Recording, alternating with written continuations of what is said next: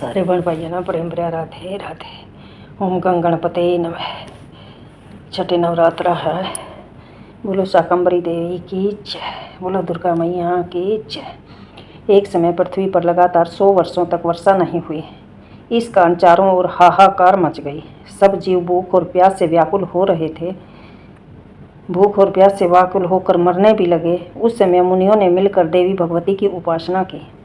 तब जगदम्बा ने शाकंभरी नाम से स्त्री रूप में अवतार लिया और उनकी कृपा से जल की वर्षा हुई, जिससे पृथ्वी के समस्त जीवों को जीवनदान प्राप्त हुआ।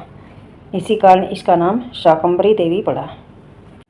देवता बोले, देवी को नमस्कार, महादेवी शिवा को सर्वदा नमस्कार, प्रकृति एवं भद्रा को बार बार प्रणाम।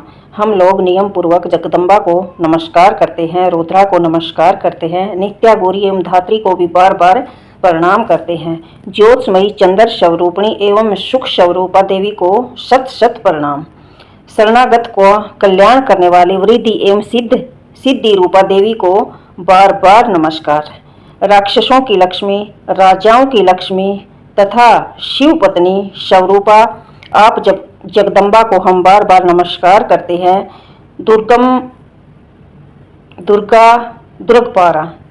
दुर्गम संकट से पार उतारने वाली सर्वकारिणी ख्याति कृष्णा और धूमरा देवी को हम सर्वदा नमस्कार करते हैं। अत्यंत सौम्य और अत्यंत रौद्र रूपा देवी को बार बार प्रणाम।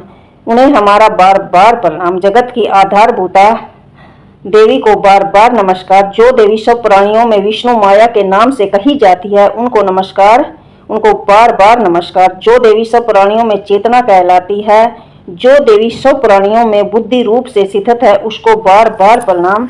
हे माँ, जो देवी प्राणियों में निद्रा रूप में, जो देवी सब प्राणियों में शुद्धा रूप में, उस देवी को हम बार बार प्रणाम करते हैं। जो देवी प्राणियों में छाया रूप में स्थित है, जो देवी सब प्राणियों में शक्ति रूप से और जो देवी सब प्राणियों में तृष्णा रूप से स्थित है, उस देवी को हम बार बार प्रणाम करते हैं।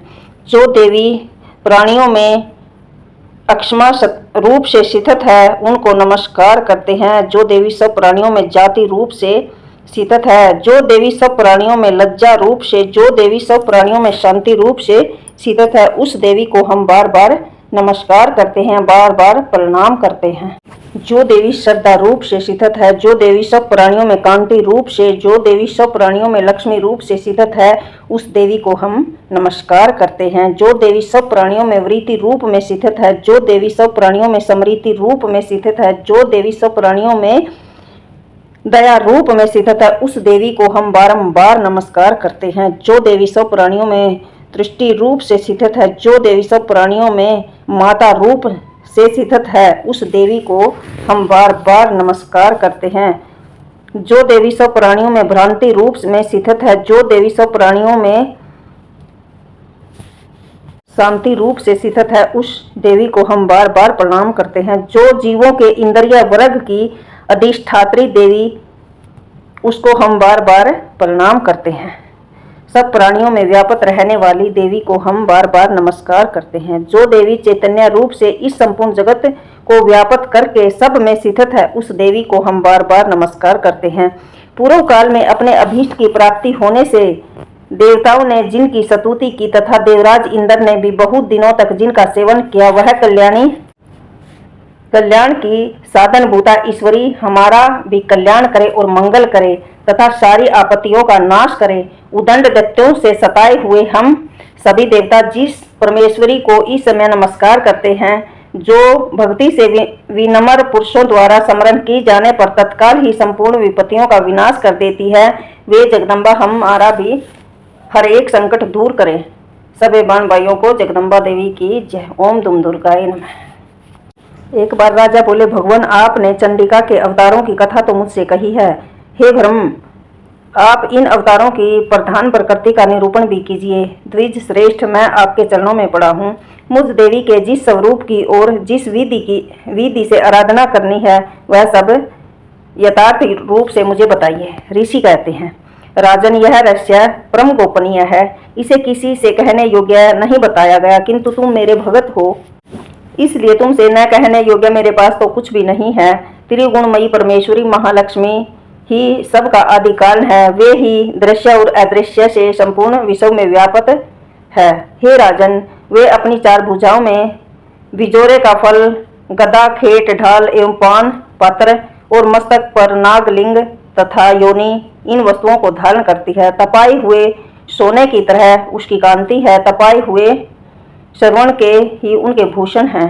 उन्होंने अपने तेज से इस शून्य जगत को परिपूर्ण किया है। परमेश्वरी महालक्ष्मी इस संपूर्ण जगत को शून्य देखकर केवल तमोगुण रूप उपाधि के द्वारा इस अन्य उत्कृष्ट रूप धारण किया। वह रूप एक नारी के रूप में प्रकट हुआ, जिसके शरीर की कांति निखरे हुए काजल की भांति काले रंग की थी। उनका श्रेष्ठ मुख दाढ़ों से सुशोभित था, नेत्र बड़े बड़े और कमर पतली थी। उनकी चार भुजाएं ढाल, तलवार, प्याले और कटे हुए मस्तक में सुशोभित थी। इस वक्षस्थल पर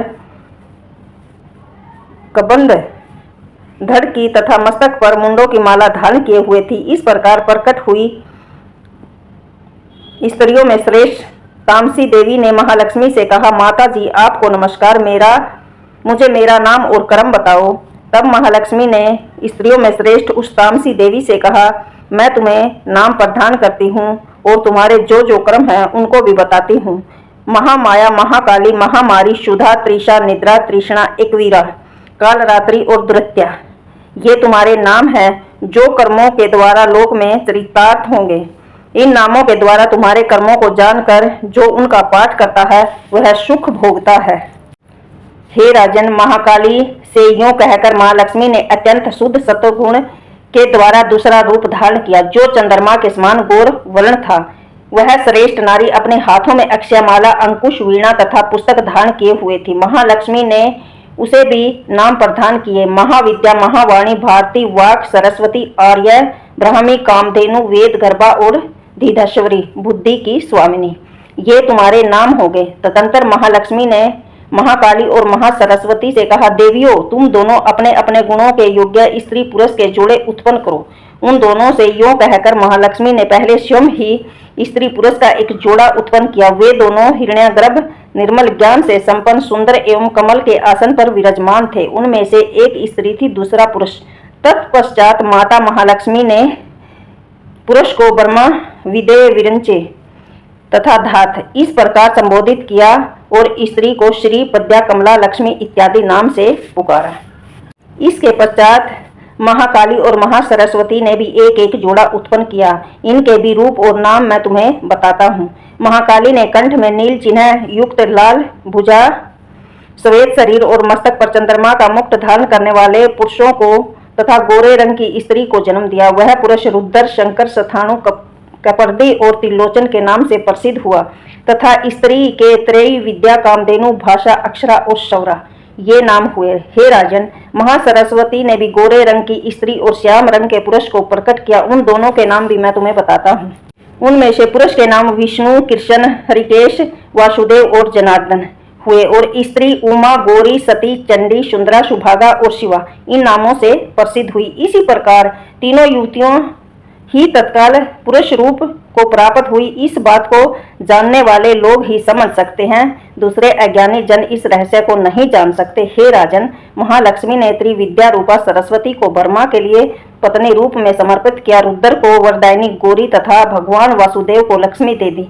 इस प्रकार सरस्वती के साथ संयुक्त होकर ब्रह्मा जी ने ब्रह्मांड को उत्पन्न किया और परम पराक्रमी भगवान रुद्र ने गौरी के साथ मिलकर उसका भेदन किया। हे राजन, उस ब्रह्मांड में प्रधान महतत्व आदि कार्य समूह पंच महाभूत आत्मक समस्त स्थावर जंगम स्वरूप जगत की उत्पत्ति हुई। फिर लक्ष्मी के साथ भगवान विष्णु ने भी उस जगत का पालन पोषण किया और प्रलय काल में गौरी के साथ महेश्वर से उस संपूर्ण जगत का संहार किया। महाराज, महालक्ष्मी ही सर्व सतवमयी तथा सर्व सत्वों की अधीश्वरी है। वे निराकार और साकार रूप में रहकर नाना प्रकार के नाम धारण करती है। सगुणवाचक, सत्य, ज्ञान, चित, महामाया आदि नामों से इन महालक्ष्मी का निरूपण करना चाहिए। केवल एक नाम महालक्ष्मी मात्र से अथवा अन्य प्रत्यक्ष आदि प्रमाण से उनका वर्णन नहीं हो सकता। ओम नमो भगवते वासुदेवाय नमः। ओम दुम दुर्गाय नमः। जब भी संसार में कोई गलत होया, जब ये परमात्मा ने, लक्ष्मी ने देवी ने उस रूप में आना पड़ा उसका विनाश करने के लिए। सारे बाण भाइयों ने राधे राधे ओम धूम दुर्गाय नमः बोलो, जगदम्बा देवी की जय। जब इस धरती पर कष्ट आवे, जब देवी परमात्मा अब अपने अवतार लेवे, उसी रूप में वर्षा ना हुआ, जब कोई राक्षस पैदा हो जाए, जब तो सारे बाण भाइयों ने जगदम्बा देवी की जय। प्रेम भरा राधे राधे ओम धूम दुर्गाय नमः। श्री महाकाली महालक्ष्मी महासरस्वती। राधे राधे।